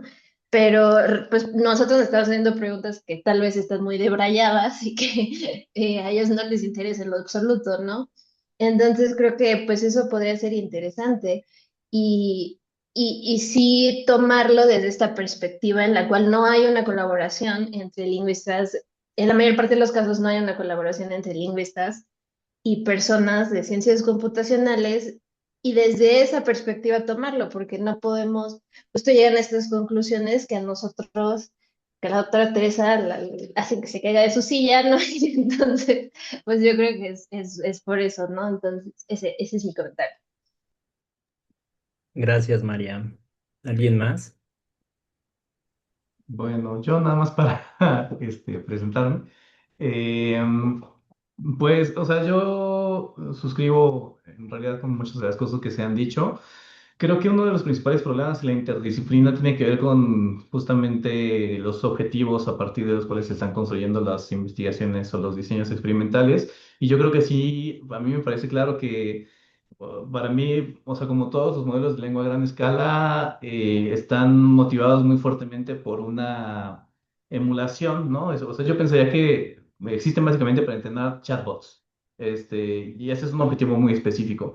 Yo destacaría, bueno, o sea, primero me parece un gran problema que no veo solo aquí, sino en otros lados, esto de la diferencia como disonancias categóricas, ¿no? Bueno, de categorías, y que suscribo con lo que dice Mariam de, bueno, sería bueno procurar, si vamos a estar teniendo como un acercamiento, pues que existiera entre ambas disciplinas o enfoque, una disposición primero para tener claridad categorial. No me parece que sea una tarea fácil. Yo veía aquí los perfiles de quienes escribieron, por ejemplo, el primer artículo y todos están en el departamento de lingüística,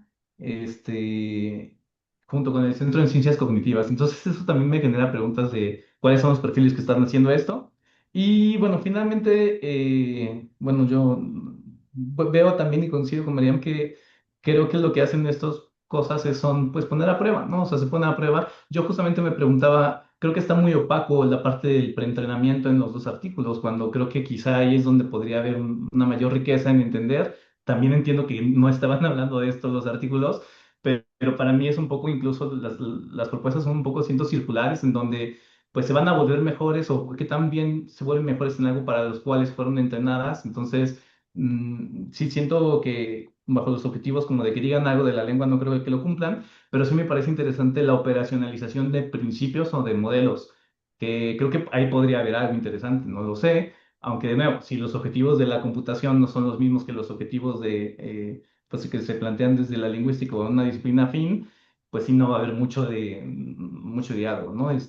Pero me pensaría que sí podría ser como, bueno, a ver, si estamos teniendo esta descripción formal, estructural de algún fenómeno lingüístico, al menos, al menos puede ser divertido operacionalizarlo y ponerlo a prueba, ¿no? Y no solo divertido, sino que pues, quizá también a partir de eso pueda decir algo de los modelos. Bueno, esa sería mi comentario. Gracias, Omar.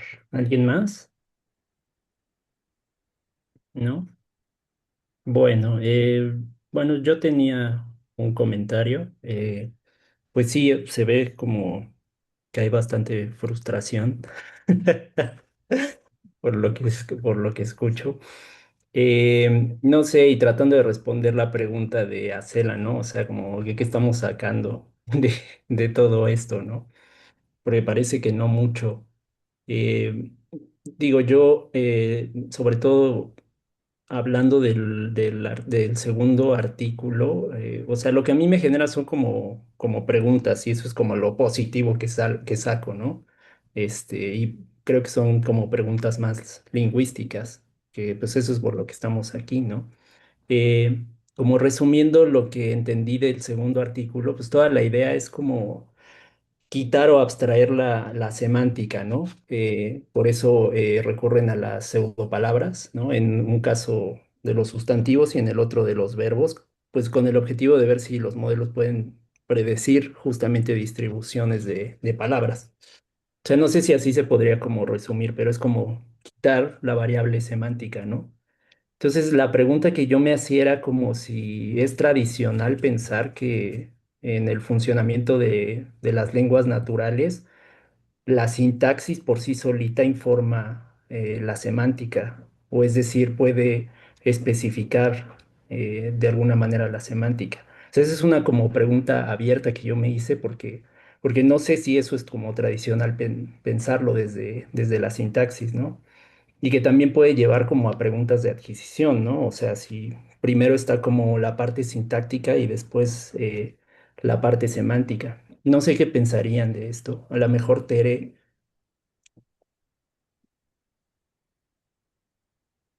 Bueno, una postura es justamente que la sintaxis tiene precedencia sobre la semántica, pero la semántica composicional, no la semántica léxica, Ujú, yo siento que son dos niveles diferentes. O sea, yo puedo conocer el significado de palabras y puedo conocer más de un significado de palabras, pero cuando ya entran o sea, entran en contexto, el orden que las lenguas asignan a las palabras es relevante para poder hacer una lectura y una interpretación, pero, pero de una derivación completa, no de una palabra necesariamente en aislado. Entonces, en ese sentido, yo sí creo que la sintaxis tiene un peso muy fuerte. Pero bueno, a lo mejor es una postura sintactocentrista que a lo mejor, por ejemplo, Acela no comparte o, por ejemplo, Carmen Curcó no comparte, pero yo creo que si ya estamos hablando de interpretación de derivaciones o de oración o de enunciados o como quieran llamarle, este, yo sí creo que importa el orden de las palabras. Justamente en el tema eso de papeles temáticos, si yo no es lo ujú, mismo que digo, este, los juguetes asombraron al bebé, que el bebé asombró a los juguetes. ujú, Yo estoy cambiando en orden las palabras y estoy diciendo en el segundo caso una oración ridícula, ¿no? Que el bebé asombró a los juguetes, como si los juguetes tuvieran rasgos más animados, ¿no? ujú. Pero el cambio de posición cambia el papel temático y cambia la interpretación. Pero sí es importante porque yo puedo entender el significado de la palabra bebé y puedo entender el significado de la palabra juguete. Pero ya en un contexto racional o en una proposición temática, pues ya importa la posición, importa, yo creo que la sintaxis tiene mucho peso. O sea, entonces tú dirías, por ejemplo, que desde esta, digamos, como posición sintactocentrista, Sintaxocentrista.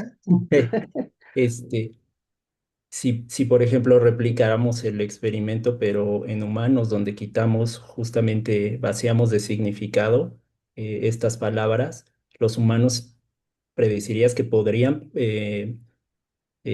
sí, justamente predecir la distribución Sí, solamente a partir del orden, sí, quitando sí. los papel, porque justo lo que quitas es como no tiene significado, no puedes asignar papel temático.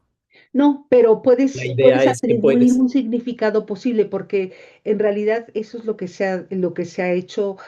O sea, por ejemplo, en comprensión de lectura existe una técnica que le llaman el close, que seguramente aquí ustedes conocen, que es cada cierto tipo, número de palabras, eliminar una palabra y ver que si la persona es capaz. Y de hecho los seres humanos, los lectores competentes son capaces de saber qué tipo de palabra hay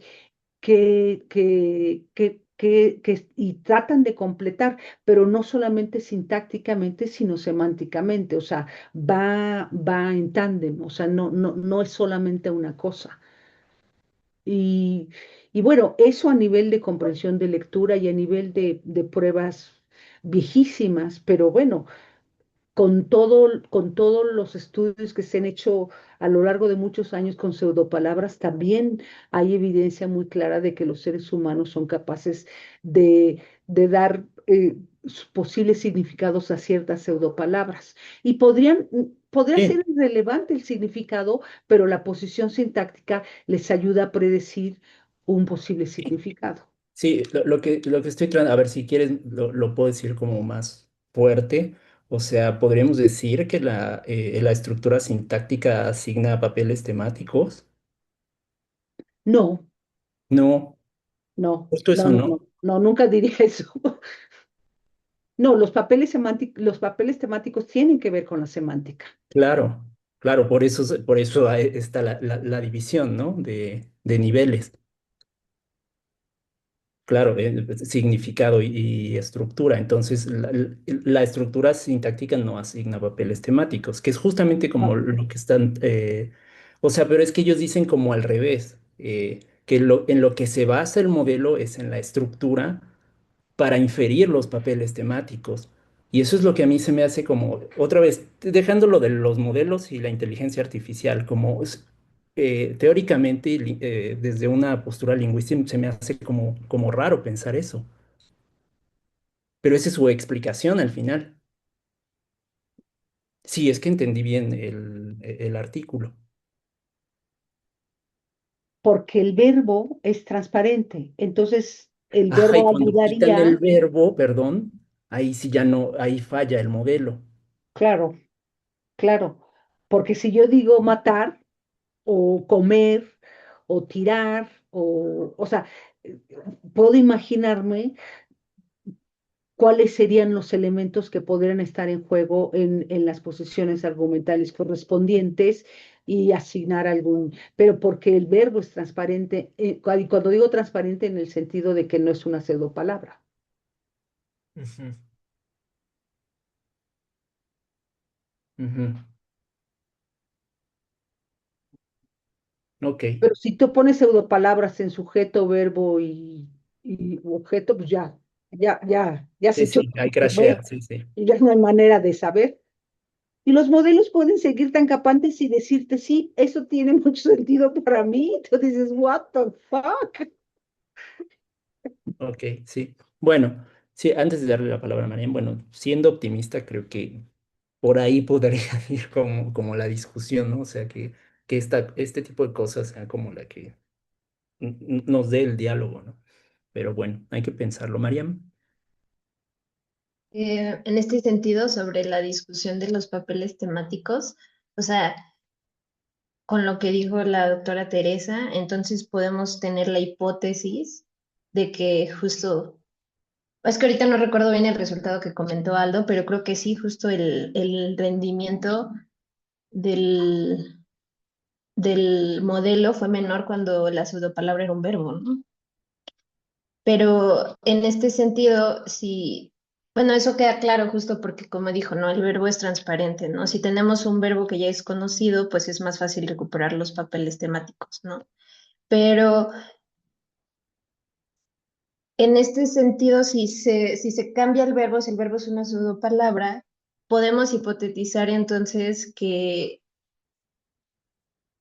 justo como la sintaxis no da los papeles temáticos, también lo que se está recuperando probabilísticamente es los posibles papeles temáticos que tiene un sustantivo, ¿no?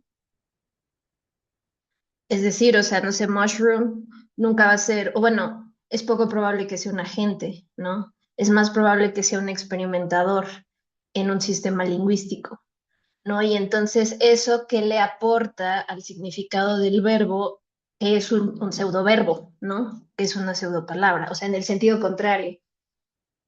O sea, un mushroom podría ser un experimentante. Ujú, o sea, no, o sea, no estoy segura bien de los papeles temáticos, a lo que me refiero es, si lo estamos viendo desde el sentido en el cual el verbo es transparente y entonces eso aporta a que tú sepas cuál es el papel temático de una pseudopalabra, podemos verlo en el sentido contrario, es decir, si la pseudopalabra es el verbo y tenemos unos argumentos que son palabras conocidas, que tienen papeles temáticos que tal vez no sean fijos, pero que no pueden tener cualquier papel temático, sino un número de papeles temáticos limitados. Entonces, eso, ¿qué le aportaría al significado del verbo que es una pseudopalabra? O sea, en el sentido contrario. No sé si me explico. Sí, sí. O sea, lo que yo estaba pensando es que más bien hay como jerarquías, ¿no? o lo podemos ver como en términos de jerarquías, es decir, como en tu ejemplo, si quitas, si vacías de significado a los nouns, es como fácil recuperar el papel temático a partir del verbo. Entonces, pero al revés no, o sea, si vacías de significado al verbo, es más difícil recuperar el papel temático. Y entonces Pero, uno estaría en una jerarquía distinta, pero no sé si estoy diciendo tonterías. pero en ese sentido, tal vez incluso eso sería interesante, ¿no? Ver realmente qué se puede recuperar en el sentido contrario. Ujú. Bueno, y la evidencia la única evidencia, porque bueno, no sé si haya experimentos de estos en humanos, es en el modelo. Y lo que sí tenemos, por lo que expuso Aldo, es que los modelos lo hacen peor cuando quitas el verbo. Y parece que tiene sentido. O sea, como que el verbo estaría en otra jerarquía, en términos de asignación de papel temático. Pero es importante recordar que las palabras tienen propiedades de selección, entonces ciertos verbos seleccionan cierto tipo de argumentos. Igual que los sustantivos también tienen propiedades de selección y los adjetivos, en fin. Y cuando nosotros estamos haciendo una evaluación de un sustantivo, también sabemos, tenemos información, digamos, en nuestro lexicón de el tipo de rasgos que tiene, si es más humano, si es más animado, si es inanimado. O sea, hay un montón de cosas que no podemos eliminar cuando conocemos las palabras, porque conocer una palabra pues tiene, o sea, implica muchas cosas, no solamente conocer un solo significado, sino conocer qué tipo de rasgos de selección tiene, o sea, todo eso que no nos los planteamos conscientemente. O sea, lo digo desde una perspectiva lingüística, pero una persona no se lo plantea conscientemente, sin embargo, tiene ese conocimiento, lo sabe. Y los modelos no lo saben, no tienen ese conocimiento. Están haciendo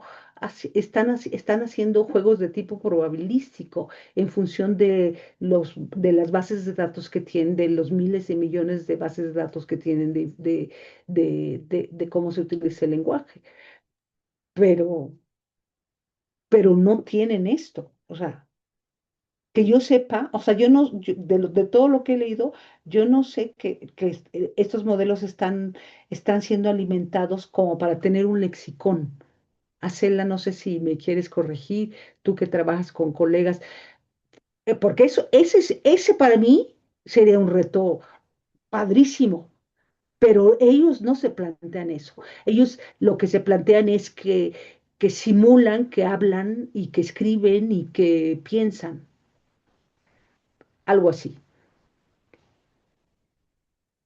Luis, Y hola, se me ocurre una cosa en la que sí está funcionando, está haciendo un juego como de reconocimiento de cosas y desconocidas y que sí está sirviendo para algo y es en el reconocimiento de lenguas muertas. En los últimos años ha habido como unos avances importantes en reconocer ciertas palabras, a lo mejor han podido, con ayuda de modelos se ha podido entender mejor qué significan ciertas palabras de cosas que no tienen así como un diccionario y a lo mejor reconstrucción de textos y todo el rollo. Entonces lo mismo, es este mismo juego de reconocer esas palabras desconocidas pero en un contexto real y como que sí no ha hecho todo el trabajo, por supuesto, los modelos, pero también ha sido de gran ayuda. Entonces siento que ahí está interesante porque es la misma cosa, es como que va a estar reconociendo qué papel está jugando cierta palabra, aunque no la conozca a través de su relación con las otras, ¿no? Entonces, ahí es un ejemplo que creo que sí se está funcionando y al parecer ha habido grandes avances en con ciertas lenguas antiguas. Pero seguimos, bueno, yo sigo pensando que sigue siendo una herramienta que encuentra patrones muchísimo más rápido que uno podría hacerlo. Y en ese sentido, no necesitamos pensar que necesita suplir a nadie, pero sí que está funcionando como para acelerar procesos. Entonces me pareció interesante esta cuestión. Ahorita la relación dije, pues sí hay un momento en la vida real en la que sí está funcionando para reconocer cosas desconocidas y que sí tienen un significado ahí detrás, ¿no? Muy bien, gracias. Gracias, Luis. ¿Alguien más? Bueno, solo decir que a mí, incluso esta pregunta que se planteaba ahora, o que planteaba María más acerca de hacer el experimento inverso, pero de obtener datos de contraste con, o sea, con personas, a mí esa pregunta en sí misma me parece interesante. Digo, después, como lo que decía Zelda, como de, ¿qué nos va a decir eso de la lingüística? Eso no lo sé, pero, o sea, creo que tener información de contraste, bueno, ya después yo diría, bueno, pues que sea experimento y a partir de eso vemos si eso dice algo. Pero justo, o sea, hablando acerca de la jerarquía verbal, ¿no? Que parece, bueno, que al menos aquí está habiendo evidencia de un diferencia en el funcionamiento, cuando estamos haciendo de esta manera, pues eso, o sea, yo creo que sí diría algo acerca de la manera en la que se obtiene información, pero de nuevo, o sea, como el experimento en sí mismo me parece que ya puede ser una propuesta válida y que el resultado, pues quizá de como de de este tipo de documentos o de investigaciones. Gracias, Omar. Sí, otra vez, ¿no? O sea, el objetivo del seminario es hacernos preguntas más bien lingüísticas. Sí, Adela. A ver, yo quiero no se me malinterprete. No digo que no nos sirva a nosotros leerlo, ¿eh? A mí me encanta leerlo y aprendo mucho. Y que no nos sirva de nada que exista. O sea, creo que es estimulante y claro que aprendemos y se nos ocurren preguntas. Lo que sí creo es que sus preguntas y las nuestras como disciplina están a años luz no van en el mismo sentido, pues no estamos tratando de entender lo mismo, eso es lo que creo. Yo no creo que ellos estén tratando de entender la lengua, creo que están tratando de hacer que los modelos resuelvan tareas, hasta ahí, ¿no? Claro. Y entonces eso a mí me genera, por otras razones, pero la misma frustración que siento que le genera a Tere, ¿no? Si es que no es cierto, no están entendiendo, claro que no están entendiendo como nosotros lingüistas queremos pensar que entienden los humanos, ¿no? Entonces, bueno, pero a mí me parece muy bien que hagamos el ejercicio y claro que de discutirlo nos surgen dudas, ¿no? O preguntas de investigación, pues. Sí, claro. Al final se hizo una discusión bonita y ya hasta le salió un posible tema para su doctorado a Mariam. Pero bueno, em, pues Gala, hoy es la última sesión, ¿verdad? No, dijimos que íbamos a tener otra. Entonces tú No, mejor toma la palabra, ¿no? sí. Em, Nuestra siguiente sesión, y esa probablemente sí ya sea la última, es el 18 de junio y tenemos 3 artículos. Vamos a ver si nos da tiempo de verlos los tres y si no, pues ya vemos cómo, bueno, pues supongo que se pasaría para el siguiente semestre. Ujú. Y pues nada más recordarles que está abierta la convocatoria al segundo encuentro de lingüística experimental para que también hacerlas si conoces a otros estudiantes o alguien que pueda estar interesado, pues que manden, ¿no? Sus propuestas. Y ya. Y ya. Ok. Bueno, pues muchas gracias a todos y a todas y nos vemos el próximo 10.